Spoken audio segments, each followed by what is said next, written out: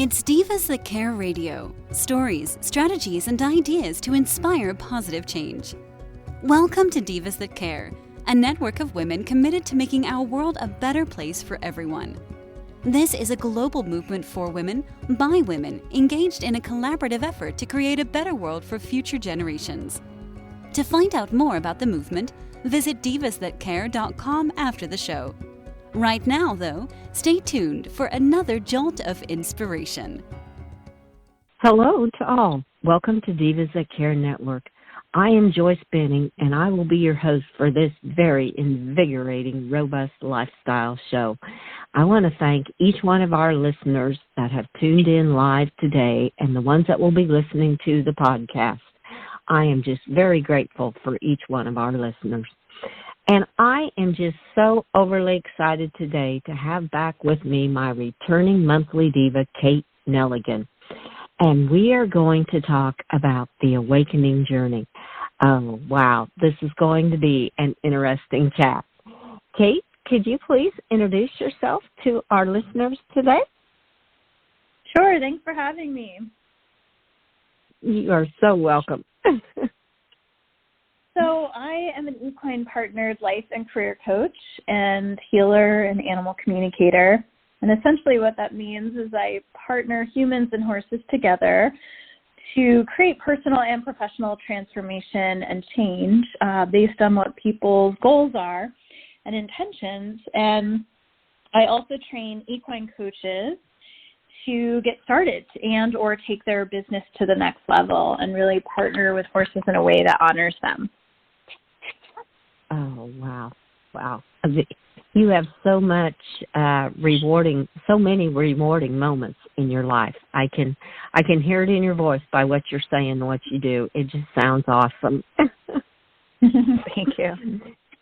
And as we talk tonight, our topic tonight on awakening journey, how would you like to start to tell our listeners a little bit about the awakening journey? Because I know your Facebook page is called Awakening with Equines, and I just love that. That just sounds so fitting. It goes right along with our topic tonight. So how would you like to start to talk to our listeners tonight and tell them about Awakening with Equine and the awakening journey? Sure, yeah. So I originally had this thing called Equine Rockstars, and it really evolved into Awakening with Equines, and it also, the acronym is AWE, AWE, and that's really what the horses evoke and inspire, is that sense of wonder and awe. You know, they are these incredible large beings on the planet. And I was on a podcast years ago, and a woman asked me at the end, do you believe the horses, well, first she's like, what would happen if the horses took over the world? And my thought was, they don't want to, they're not going to. But if they did, it would be a better humanity because we could learn quite a bit from them. And then she asked me if I believed horses were ascension partners. And at the time I was like, oh my God, I had not thought about it in that way. But yes, of course. And that was her belief system, is that horses are really partnering with us right now to help us with ascension, awakening. You know, other words could be up-leveling, raising consciousness. There's different ways of kind of looking at it, but essentially what it is it's allowing us to grow into more of our potential, more of our understanding that we're divine beings having a human experience or a horse experience if we're a horse. And so that's a lot of kind of what it is. And I have my master's in spiritual psychology, and that really is a 2-year deep dive into the awakening process of like really getting out of more of this ego-centered, you know, I-based lifestyle, moving into a we-based, you know, collaboration and community and co-creation here on Earth, where we're all working and thriving well together. And it's very much about letting go of just these lower forms of consciousness like shame and guilt and fear, and rising into joy and love and compassion and trust and understanding and openness and some of these bigger qualities. So that I'm happy to talk about this because I feel like I've been really thinking a lot about awakening lately, and I had another awakening this year. I've had others I know a few of my clients are in their own right now, and I feel like it's really important for us to know what is an awakening, how can we work better in that space with ourselves and others as they're going through it, and also kind of the different types of awakenings that can happen, and then how the horses can help. And obviously this could be like a 2-hour conversation, but we'll hit the highlights today. Oh, I so hear you. I'm thinking of so many things. Like you said, it could be, I'm going, okay, how are we going to get this all in 30 minutes? We're just going to have to go. We can talk for hours. Oh, I just loved everything you said, because it is so much about spirituality and raising your consciousness and getting out of the ego frame of mind. And there is so much to that, and letting go of fear and shame and just getting in, I call it kind of the love vibration, getting into more of the joy and love vibration in life, and just kind of going more inside yourself in a lot of ways. And what are some of the highlights you would like to talk about, Kate, this evening on this? Yeah, I love that you said vibration too, because if we were to look at this scientifically from the frequency perspective, you can measure higher frequencies, and I think that's, frequency or vibration is a piece of it.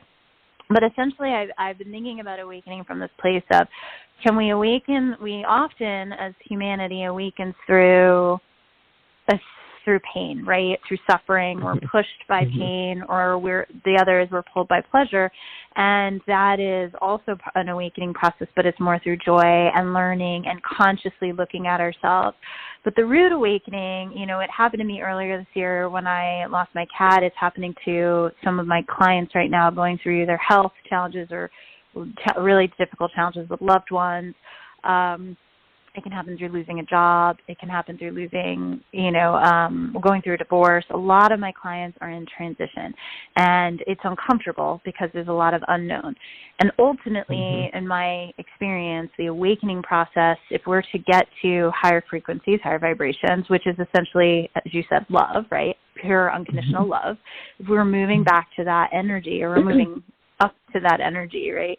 The first part is to know there's no striving, right? It's not I'm going to get there and or that I'm in a bad place and I need to be somewhere better. Like, really, there's no judgment. And what can happen in the rude awakening is it's the same way if you were literally, my intuition explained it to me, like if I was laying down sleeping, you can either wake up through just a natural rising out of bed and, feeling good and smiling and rested and start your day from a peaceful place, or your alarm can go off after you haven't had a lot of sleep, or you're cranky, or your kid wakes you up, or, an animal poops on the bed, or whatever, right? Or someone shakes you and jolts you. And that's more of the rude awakening, and that's like the physical wake up. But what happens is that is usually through some form of trauma or tragedy or change or loss, and we have to face our shadow in that process, right? We have to face the anger, the sadness, the judgment, all of that. And there's a lot of surrender that's required. And so I find, literally COVID created quite a bit of a rude awakening for a lot of people. And it's been uncomfortable for many. And so it's really, how do we navigate this by going within and working on resourcing ourselves, being sourced from within, and learning how we can be more patient with ourselves and our loved ones, go outside more, take more time for ourselves, focus on self-care, more balance, all of that. And then what I'm interested in doing with the horses is, can we learn more through bliss? Can we learn more through fun? Can we learn through play? Can we have that wake-up experience where the alarm isn't jolting us and we can just kind of get up and smile and go about our day from a more centered, peaceful place? And I feel like that's what the horses are doing. They're really helping us to get into that space and stay in that space. Yes. Oh, yes. So very true. Just reminds me of what I was thinking of today when I was out with my horses. They were all so calm. I have 3 of them, and they were just all around me and just in a calm state of mind. And even when I moved one to his other pen, everybody was just calm as could be. And it was just like, okay, to me, they're showing me this is how to be. Just remain calm and collective about it, and just realize that we're all here to help one another. And the horses, I feel, help so much in so many ways, is how my horses for sure help me. There's no doubt. Yeah, and I love that you share that, because that calm, centered, relaxed, what the horses kind of call it is relaxed alertness. There's a sense of being able to navigate life with more of a center rather than the anxiety that comes of fear of the future, especially during times of change. I don't know what's going to happen to my business, to my loved one. And that calm energy, which is like through breath, through what the horses do a lot of, which is meditation, right? They're really they help us get into a more regulated nervous system. That's really one of the best ways that we can handle an awakening, especially a rude awakening. And I do believe that we don't have to go through rude awakenings as we are willing to work within our own consciousness more and or get support, as you just said, because it can get easier. This wake-up process can get easier if we choose into gratitude even when things are challenging, if we work consciously and we don't sweep stuff under the rug. We're a society that has swept a lot under the rug for a long time, and it's kind of coming back now to show us that we can't live that way anymore, you know? Exactly. Oh, how true. How... It kind of reminds me of we have bypassed the little simple things in life that are so meaningful. Like you said, just even gratitude, or just realizing the horse's moment of being how calm they were, or when you walk outside and you see a bird, or you see the trees and how beautiful they are. And I mean, as fall's coming on, the colors changing. We've gotten so busy that we don't take time to just really realize what really does make us happy and can really calm us down. Is how I look at it a lot of times. Yes. And what makes a difference in the lives of someone else, right? And I think people are always in awe that the horses are contributing so much. When I had a client the other day, and it's like the horse immediately greets her. She's loving up on her, and it's like, wow, I didn't have to do anything to deserve this love. And the busyness, one of the other horses was really busy.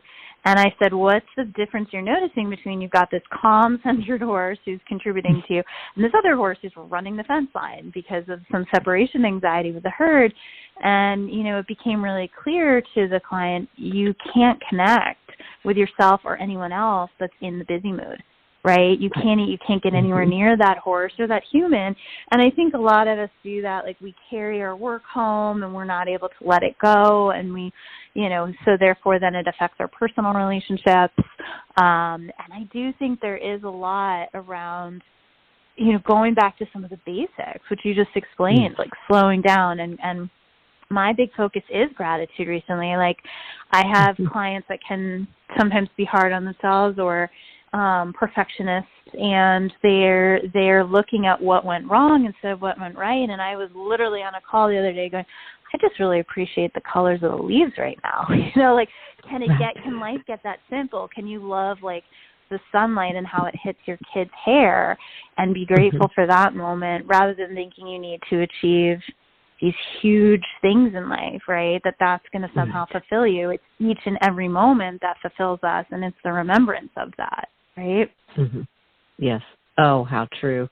The other night, it was just, the sunset was just absolutely breathtaking, the colors in the sky. And it was just, I'm so grateful to be able to see all those colors, to just take that moment and take that breath and go, wow, I get to experience this. And no matter where you are, be you in the city, be wherever you are, you can always find something to be grateful for.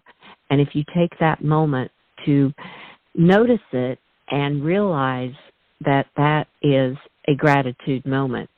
Gratitude, I totally feel, can change your life. It totally changes the way you look at things, the way you feel about things. It's really very much a part, ascending, moving up in life, or however you want to call it, up-leveling, just really appreciating, be it even the animals. I mean, I love, my dogs are always with me, and I'm like, oh my word, I am so blessed to be able to have these dogs right there with me, and I love it.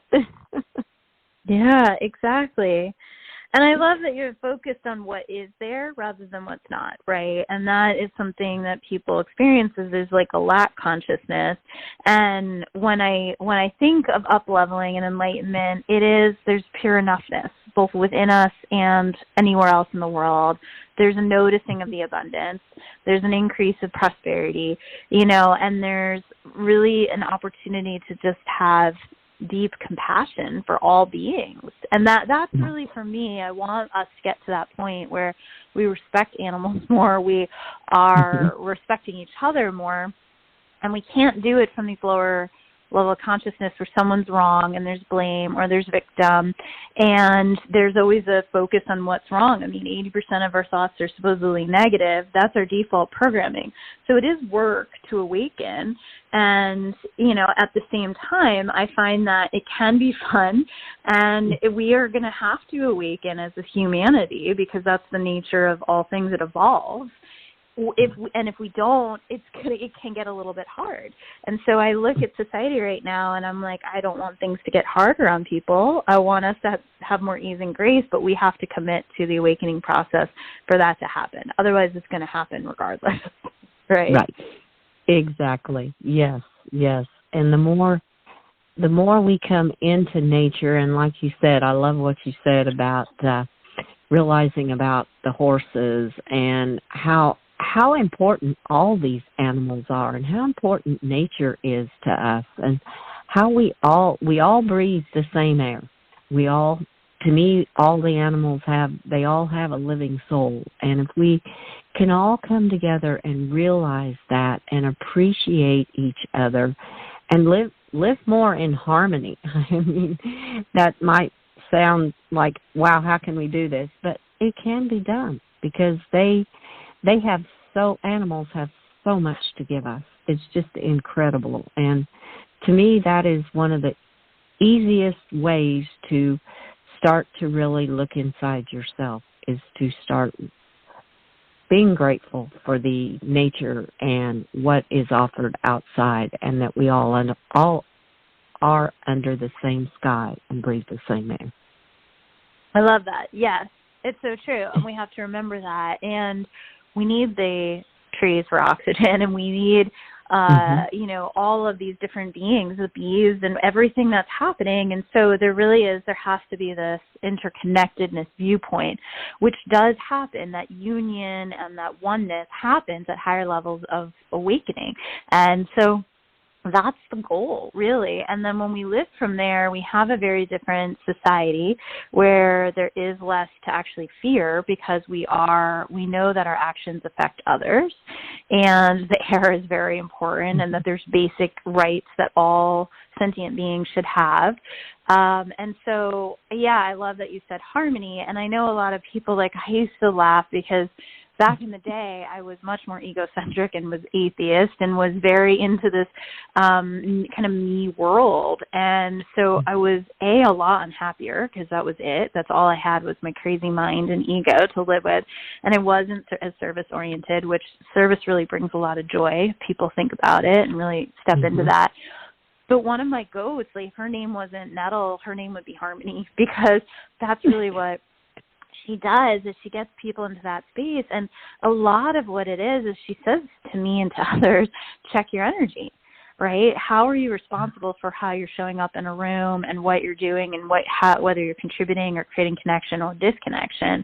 And if I go to her with busy energy or big energy, or it's like I have an agenda, or she's out of there. And she's my leader goat, and she's very sensitive, and she's, she's a sentinel role. She takes care of everyone. But I can't, and other people can't just run up to her and make it all about themselves. Or she really helps people to get into that grounded space and to come from a place of like, how can there be a mutual win here? And that's one thing I love about working with animals is as you're grooming them or petting them or connecting with them, there is no stop between giving and receiving. The animal is enjoying it, you know. You see them blinking their eyes, you see them calming down, you see them staying with you, and you're experiencing, you know, also the regulation of the nervous system through the somatic touch of actually touching an animal and all that does for blood pressure and everything else that the Human Animal Bond Research Institute talks about as those benefits. But there is no real reality between giving and receiving stop, right? It's pure flow. And that's the other thing that happens in awakened states is there's a lot more flow. Things come to you. You don't have to work as hard. You know, I'm in a current situation where I had an opportunity come to me because I was open enough and receiving enough. And I'm like, cannot believe that this is my opportunity right now. Of all the people that could be doing this, I got this. And it was really from that place of openness to receive and being in flow. And it being more of a vibrational fit than maybe it would have been a year ago because I've done some deep inner work. So I think that that's the other piece too, is that the flow lifestyle happens and things do get easier and we don't have to strive and work as hard and stress because stuff comes to us, which is really nice. Oh, yes. Oh, that's beautiful because that's so true, because what you put out to the world comes back to you. I mean, if you put out positivity and you're open like that, look what you received. If you put out negativity and things like that, it flows right back, is how I kind of look at life. So it's much more rewarding to be able to open up and to give that kind out there and help see what you can do for others and open up like that. Now, that was a beautiful example.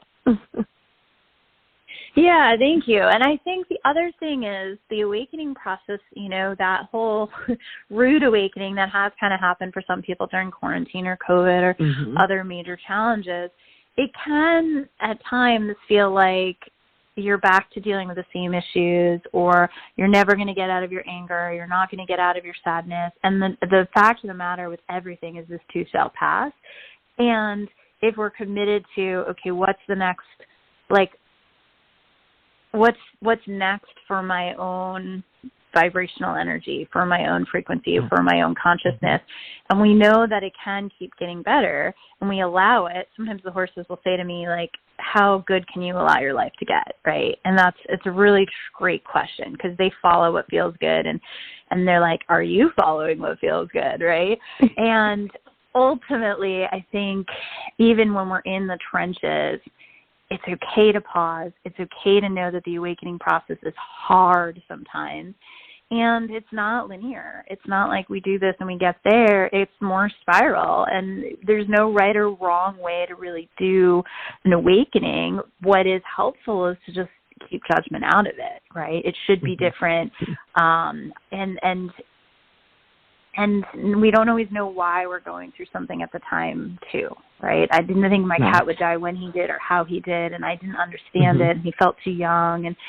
And now looking back, you know, even with 6 months perspective, it's like, okay, I see certain things that I didn't see while I was in the middle of it. And to just know that we're going to continue to grow, and we will grow out of bad habits if we're committed to that, right? And we're not our bad habits and our bad behavior. We are so much bigger than that. We are divine beings. Right. We are totally worthy, is how I like to say it a lot of times. And I kind of look at it where don't let yourself get stuck in that one place where you feel like, oh man, I'm stuck here. Talk to someone or go out in nature or whatever it takes to help you relieve that and go in and find yourself to move upwards is how I often say to people is just work through it. I mean, don't let yourself get stuck in it and feel like you're the only one there, because we've all been in different situations and we've all had to work through them. So. Yeah, and being uncomfortable is part of the journey of awakening. Like where we don't, our comfort zone is nice and easy, but it's not always where we're actually learning and growing. And it's not always about becoming the next best version of yourself. The best version of yourself already exists. It's already your true nature. It's who you are in divine perfection. And it's just remembering that and getting back in touch with that energy, which is more of a heart-centered life. And it's more of a whole body, whole mind, whole spirit approach, rather than, whatever the ego decides it's going to talk about that day, which is it's less than or better than, right? It's not enough or it's better than the next person. And it's like, thank you for sharing. And I'm going to live this more heart-centered life, which is I'm going to make a meaningful contribution to myself and to the planet, right? Yes. Oh, that's beautifully put. I love that. Live a more heart-centered life. That is beautiful, about mind, body, and spirit. Oh, that just kind of puts it all into perspective on how you go through the Great Awakening and be your true self. I mean, so many times, so many people are trying to be what they think others need them to be. And we really were each created with very special talents and abilities. And just let yourself be that true self and be grateful for those abilities that you do have. Yeah, and it's patience, and it's also cultivation of emotional intelligence, which we've talked about before, and energy intelligence. And sometimes we do need a coach or support system for that, to have it reflected back to us, because we don't always know how we're coming across.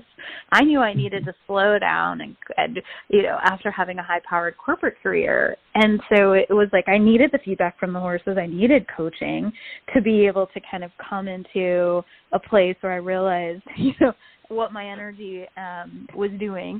And so, yeah, I think it's really great if we stay open to feedback and we stay patient with ourselves. Anything and everything can be cultivated. And sometimes we do need support with certain things as well. Yes, definitely. I agree totally. And we shouldn't be down on ourselves when we do say, okay, we do need some help, be it with the animals, be it with someone like you, be it just know that there are others out there to help you too, which is fabulous. Well, Kate, I knew this would go super fast and we wouldn't get to talk on everything, but we highlighted a lot. This was just incredible. What is a tip that you would like to leave with our listeners today?